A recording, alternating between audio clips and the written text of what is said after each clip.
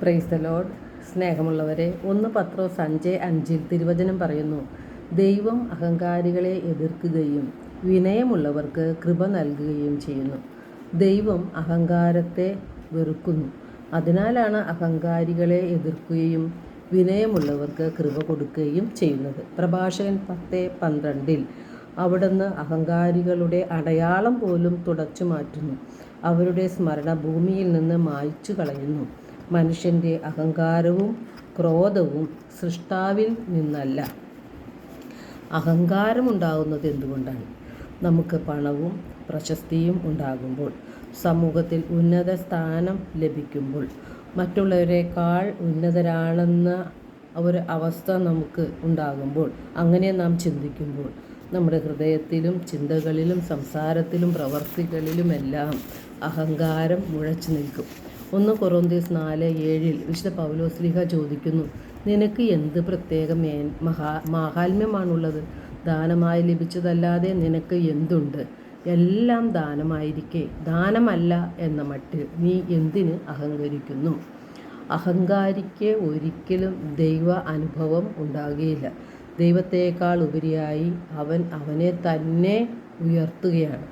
എനിക്ക് ഒന്നിൻ്റെയും കുറവില്ല, എനിക്കെല്ലാം ഉണ്ട്, ഞാനെല്ലാം തികഞ്ഞവനാണ് എന്ന ചിന്ത അഹങ്കാരിയിൽ ഉള്ളതുകൊണ്ടാണ് എളിമപ്പെടാനോ പ്രാർത്ഥിക്കുവാനോ അഹങ്കാരിക്ക് കഴിയുന്നില്ല. ഹൃദയത്തിൽ എളിമയുള്ളവർക്കാണ് ദൈവം കൃപ കൊടുക്കുന്നത്. പരിശുദ്ധ അമ്മ എളിമ നിറഞ്ഞവളായിരുന്നു. വിശുദ്ധ ലൂക്കായുടെ സുവിശേഷം 1:48 മറിയത്തിൻ്റെ സ്തോത്രഗീതത്തിൽ മറിയം പറയുന്നുണ്ട്, അവിടുന്ന് തൻ്റെ ദാസിയുടെ താഴ്മയെ കടാക്ഷിച്ചു. ഇപ്പോൾ മുതൽ സകല തലമുറകളും എന്നെ ഭാഗ്യവതി എന്ന് പ്രകീർത്തിക്കും.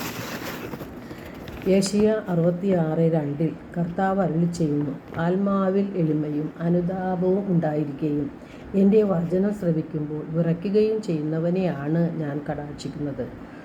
ദൈവം എന്തിനാണ് നമ്മെ അനുതാപത്തിലേക്ക് നയിക്കുന്നത്?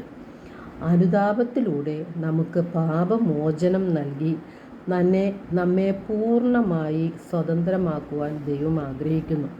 ദൈവം നമ്മോട് ക്ഷമയും കരുണയും കാണിക്കുന്നത് എന്തിനു വേണ്ടിയാണ്? നമ്മെ അനുതാപത്തിലേക്ക് നയിക്കുകയാണ് ദൈവത്തിൻ്റെ കരുണയുടെ ലക്ഷ്യമെന്ന് നാം മറന്നു പോകരുത്. എല്ലാവരും രക്ഷിക്കപ്പെടണം എന്ന് ദൈവം അതിയായി ആഗ്രഹിക്കുന്നു. യോഹന്നാൻ 3:16 അതാണ് നാം കാണുന്നത്. അവനിൽ വിശ്വസിക്കുന്ന ഏവനും നശിച്ചു പോകാതെ നിത്യജീവൻ പ്രാപിക്കുന്നതിന് വേണ്ടി തൻ്റെ ഏകജാതനെ നൽകാൻ തക്കവിധം ദൈവം ലോകത്തെ അത്രമാത്രം സ്നേഹിച്ചു.